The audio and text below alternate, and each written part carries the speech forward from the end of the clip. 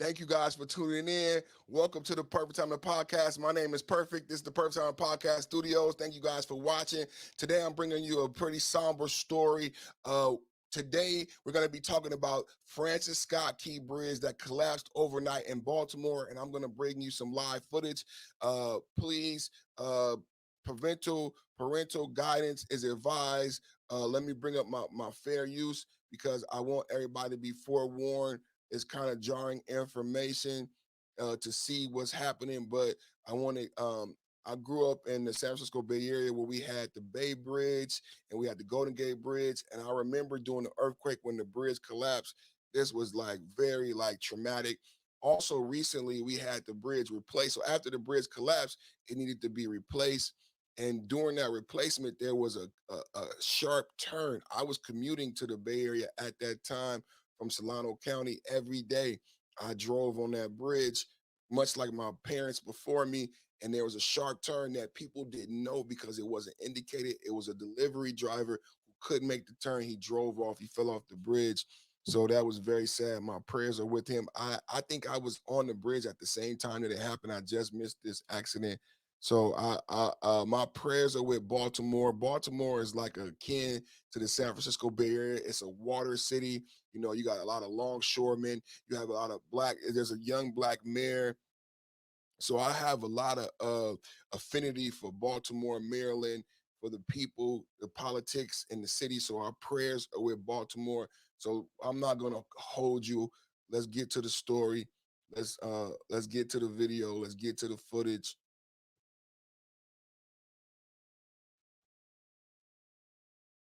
So this is Twitter, and it says the Francis Scott Key Bridge collapsed overnight in Baltimore, Maryland. This video gives you a feel of just how long this bridge is in real life. The bridge symbolizes the inception of the United States national anthem. The collapse of the Francis Scott Key Bridge has obstructed port access for all shipping traffic. Last year, this port handled 52 million tons of foreign cargo value at approximately 80 billion as a per as per a recent statement from Maryland Governor Wes Moore's office.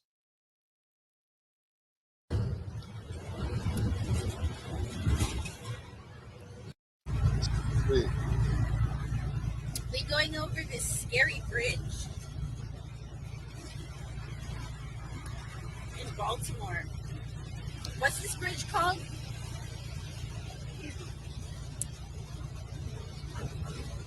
See that? Woo! All the way down there is the Chesapeake Bay,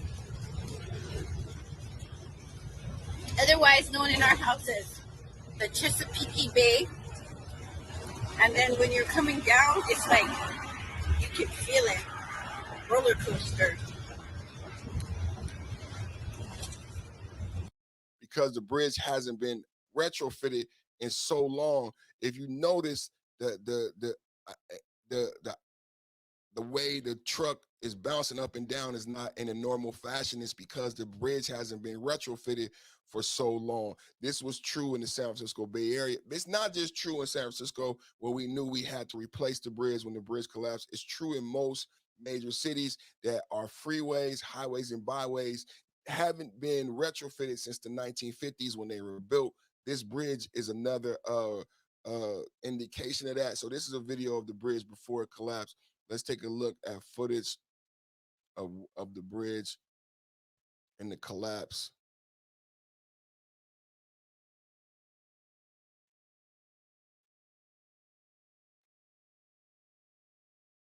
So what is being said is that a barge hit the bridge. Let's take a look at the video.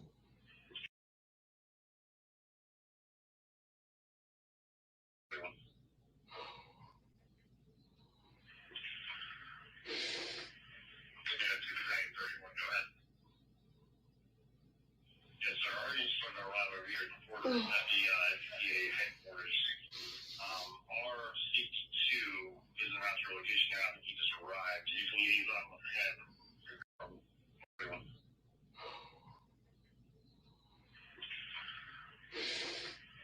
Wow. See that? You guys are you guys I know it's kind of small. You see that collapse? Let me get a better picture. Let's get a better picture. What's being reported is that a barge hit the support beam and it collapsed the bridge.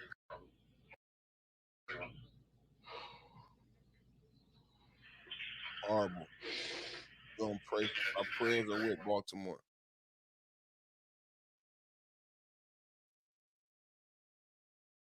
Our prayers are with Baltimore.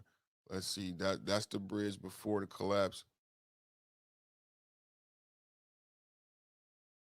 Let's take a look. That video. So this is the barge that hit the bridge. So this is what we're learning. Oh wow. Oh my God. Look, do you see the boat? You see the boat? You almost don't see it. You see the boat? So what happened is, and that barge is still there. And what I understand is that there's 6 people missing. There's 6 people missing. So we gotta pray for those people that they found, pray for their families. There's 6 people missing. So what collapsed the bridge is this barge, and this guy was a veteran driver. The driver was a veteran, but they say he lost power and somehow lost control, and it smacked perfectly into the one perfect thing that would bring down the entire bridge. And now 6 people are missing. This is the aftermath. Baltimore, Maryland, Francis Scott Key Bridge collapsed by shipping barge. All shipping has been shut down. This port was responsible last year for $80 billion in shipping. All shipping has been shut down. And as we know now, 6 people are missing. So let's look at that one more time.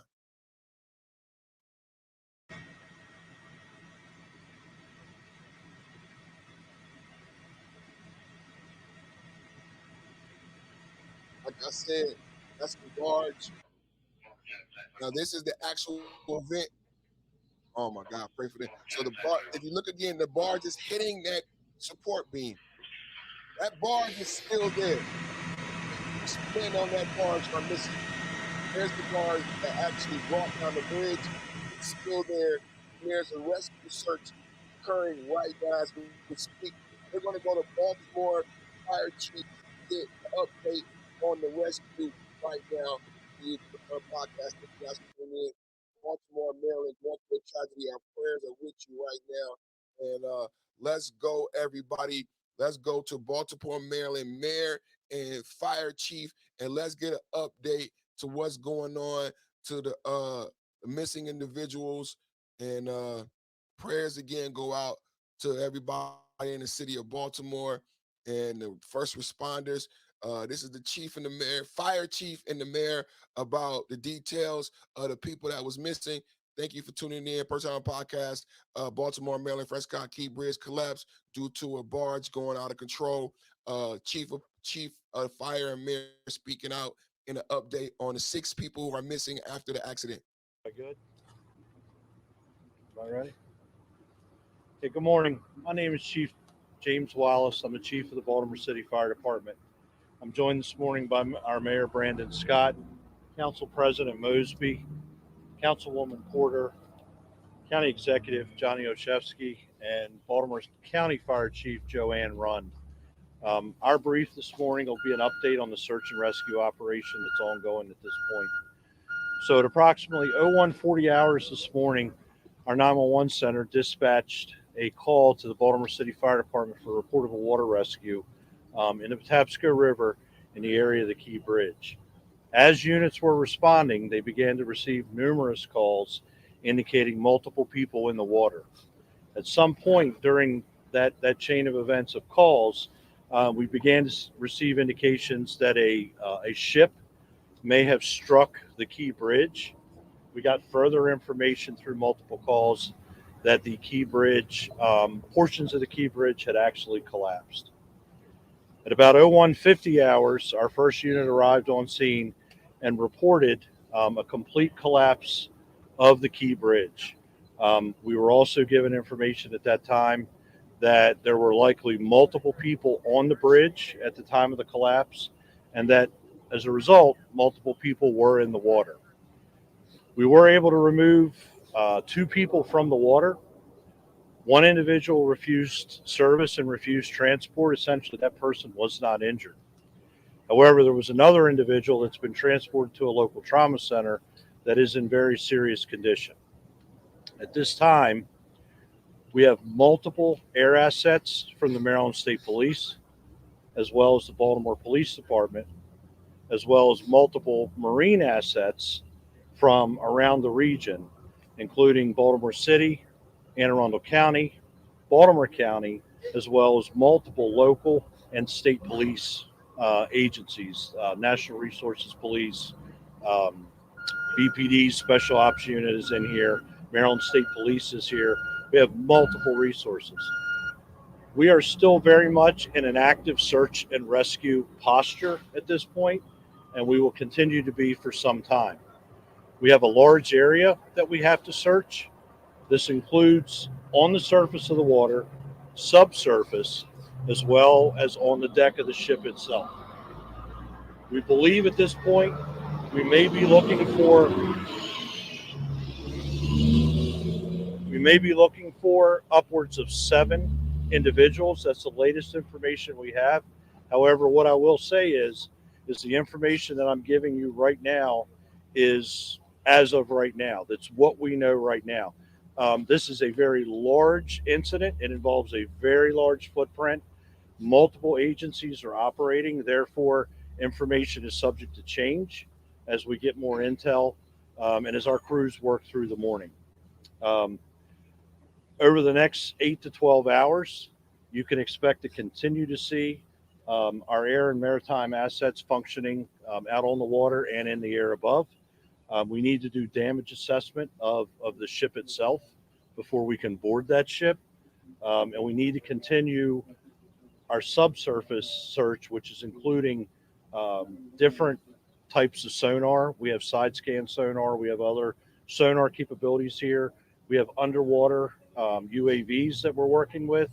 And throughout the night, we've also been working with infrared technology, both from the air and on the water surface. So I'm going to wrap up here with just saying this continues to be a search and rescue operation. It continues to be a very dynamic operation with multiple local, state, and federal resources involved.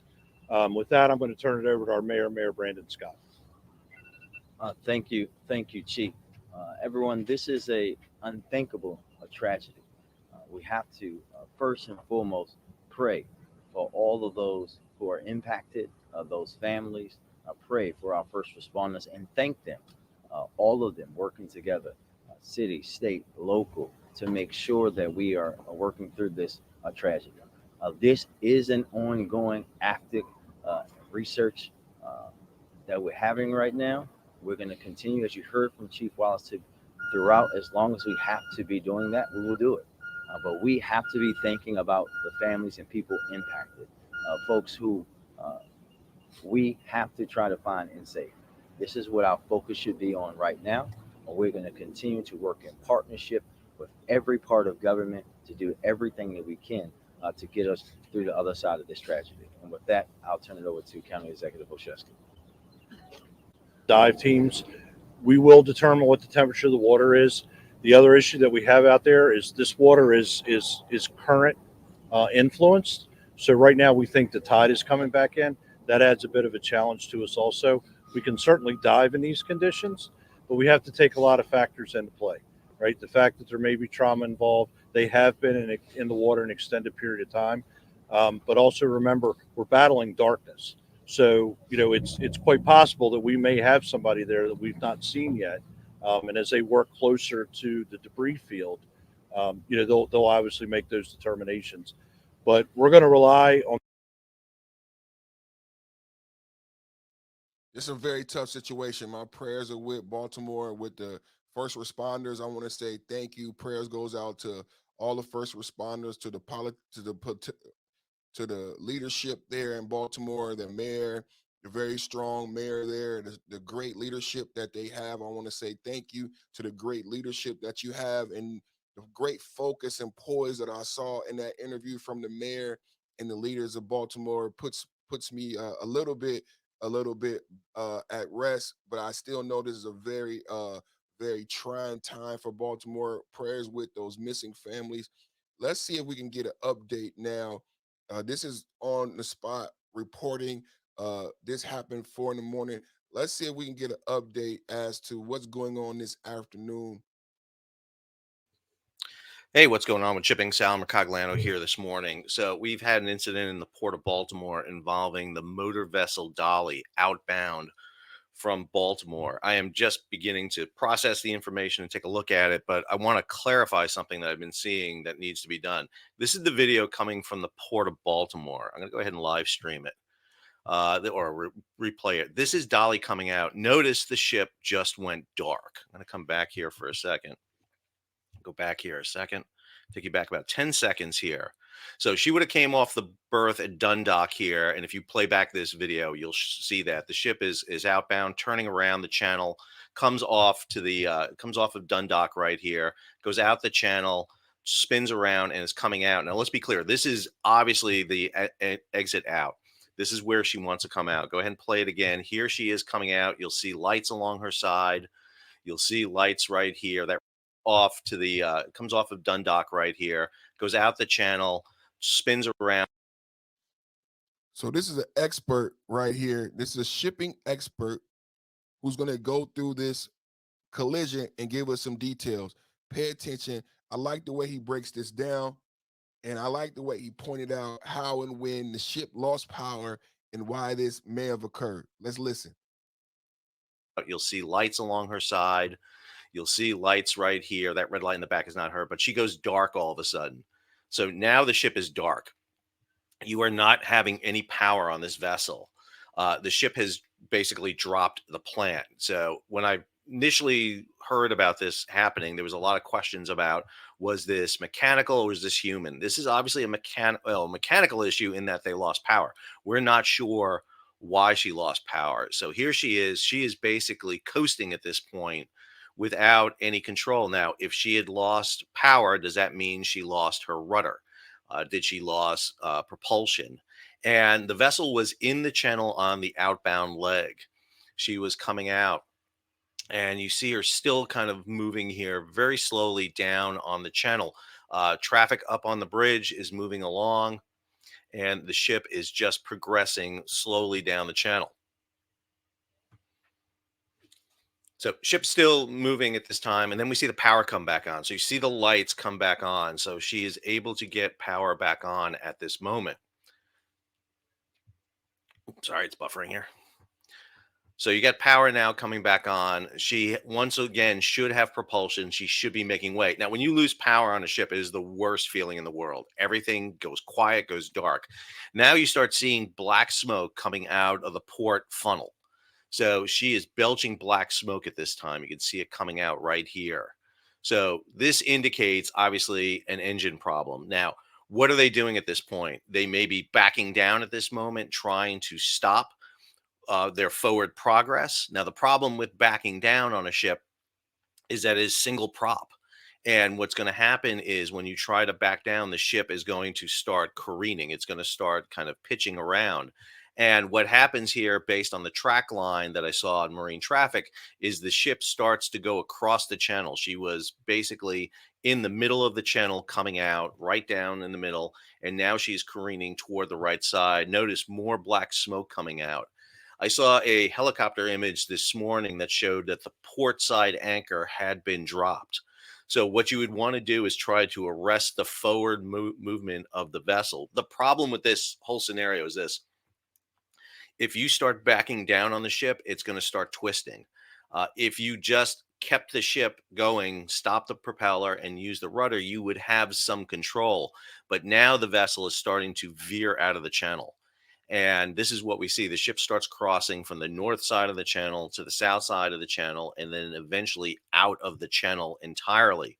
And at the speed she's going, she is not able to stop her forward progress.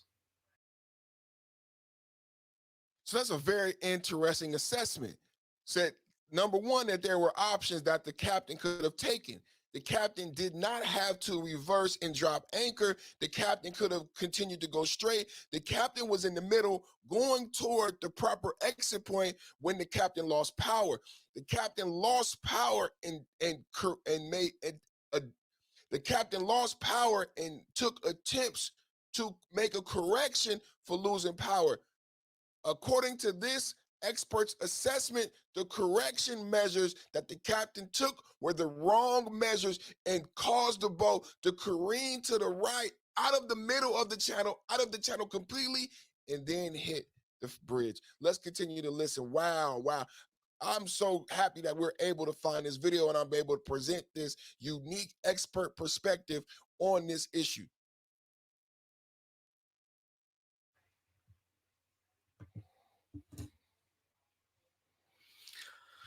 So, see the black smoke still coming out of the ship at this time. The ship now is coming out of the channel entirely. She would not have tugs on her. She would have had tugs to take her off the berth at Dundalk, but not once she was underway and had propulsion. This ship, Singapore flag, Singapore registered company.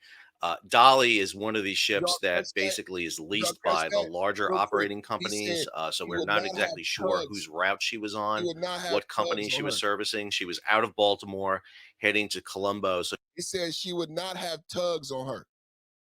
She would have had tugs up until a certain point. Did y'all catch that? I'm not going to rewind it because I don't want to mess up the audio. But what he said was, and I wanted to catch that, he said, because a lot of people who are familiar with shipping would say, where was the tugboats? Where were the boats on alongside of the ship that would have protected or maybe guided her back into the channel? And what the expert is saying is she would have had tugs. Dali, the ship, would have had tugs up until they cut on the engines and had her own. She was under her own forward propulsion. So the tugs were gone. The tugboats were gone. He's using industry jargon when he said tugs. He's referring to tugboats that would have been guiding the ship out of the port into the channel and would have been able to help with course correction. But unfortunately, she was already going on her own self-propulsion, and the tugboats had already left. So she was on her own. Dali was on her own. Let's go back to the video.